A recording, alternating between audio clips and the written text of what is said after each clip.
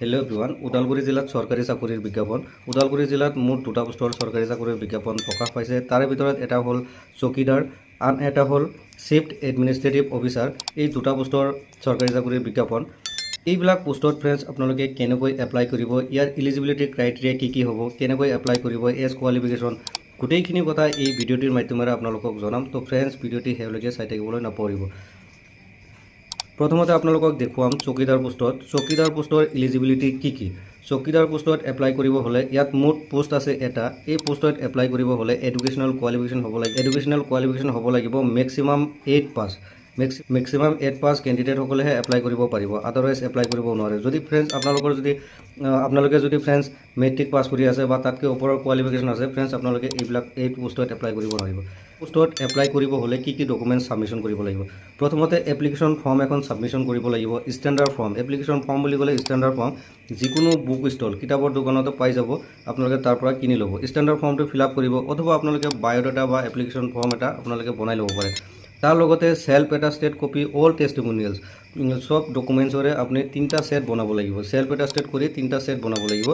লগতে as proof, লগতে caste certificate যদি আছে আপোনালোকৰ, কাষ্ট চাৰ্টিফিকেটো সেল্ফ এটাষ্টেড কৰি কাটি দিব লাগিব। লগতে employment exchange card and 3 copies recent passport size photograph আপোনালোকে ছাবমিশ্যন কৰিব লাগিব।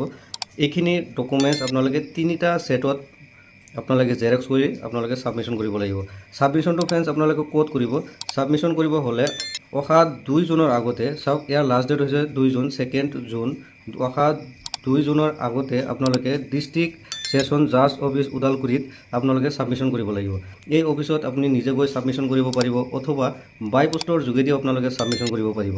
ইয়াতে ছাবমিশ্যন কৰাৰ সময়ত এটা কথা মেনশ্যন কৰিব লাগিব যে আপুনি যোনটো পোষ্টত এপ্লাই কৰিব সেই পোষ্টৰ নাম মেনশ্যন কৰিব লাগিব এনভেলপৰ ওপৰত, যাতে আপোনাৰ এপ্লিকেশ্যনটো বা আপোনাৰ এনভেলপটো পোৱাৰ লগে লগে গম পায় যে আপুনি চকীদাৰ পোষ্টত এপ্লাই কৰিছে বা চিফ এক্সিকিউটিভ অফিচাৰ পোষ্টত এপ্লাই কৰিছে। এইখিনি গম পাবৰ কাৰণে আপোনালোকে এনভেলপৰ ওপৰত পোষ্ট নেমটো মেনশ্যন কৰিব। পোষ্ট নেমটো মেনশ্যন এনেকৈ কৰিব, application for the post of চকীদাৰ অথবা application for the post of chief administrative officer, এনেকৈ পোষ্ট নেমটো মেনশ্যন কৰি দিব। আদাৰৱাইজ আপোনাৰ এপ্লিকেশ্যনটো ৰিজেক্ট হৈ যাব। ইয়াতে চাওক, আপোনাৰ ইনকমপ্লিট এপ্লিকেশ্যন যদি হয়, আপোনাৰ এপ্লিকেশ্যনটো ইয়াতে যিকোনো এনি হাউ ৰিজেক্ট কৰি দিব পাৰে। ইয়াৰ লগতে ফ্ৰেণ্ডছ আৰু এটা কথা হৈছে, 4 নম্বৰ চাওক, সেল্ফ এফিডেভিট এটা দিব লাগিব। যদি আপুনি মেট্ৰিক পাছ কৰা নাই, কিন্তু আপুনি সেল্ফ এফিডেভিট এটা দিব লাগিব। সেল্ফ এফিডেভিট বুলি ক'লে যে ডিক্লিয়াৰেশ্যন এটা, আপুনি যে মোৰ হায়েষ্ট কোৱালিফিকেশ্যন ক্লাছ 8 পাছ, মই 10 পাছ কৰা নাই, বা মোৰ 8 পাছৰ ওপৰত কোনো শিক্ষাগত অৰ্হতা নাই, এনেকুৱা ধৰণৰ এটা ডিক্লিয়াৰেশ্যন আপুনি নিজে এটা পেপাৰত লিখি দিব পাৰে যে মই আপ টু ক্লাছ 8লৈকে পঢ়িছোঁ, ইয়াৰ ওপৰত মোৰ হায়াৰ কোনো চাৰ্টিফিকেট বা তেনেকুৱা কোনো ধৰণৰ পঢ়া নাই, এনেকৈ এটা সেল্ফ এফিডেভিট আপুনি এটা নিজে লিখি দিব। আপুনি এছামিছতো লিখি দিব পাৰে অথবা ইংৰাজীতো লিখি দিব পাৰে। যদি ইংৰাজীত প্ৰব্লেম হয় আপুনি এছামিছত লিখি দিব পাৰিব। তাৰপিছত চাওক, place and date interview will be notified letter. আপোনাক কেতিয়া মাতিব বা কোনখিনিত ইণ্টাৰভিউটো হ'ব এইটো পাছত নটিফাই কৰিব, মানে সেইটো পাছত জনাব। তো আপোনালোকে তাৰ কাৰণে অফিচত বা আপোনালোক অফিচত যোগাযোগ কৰিব নালাগে, আপোনালোকে নিউজবিলাক চাই থাকিব।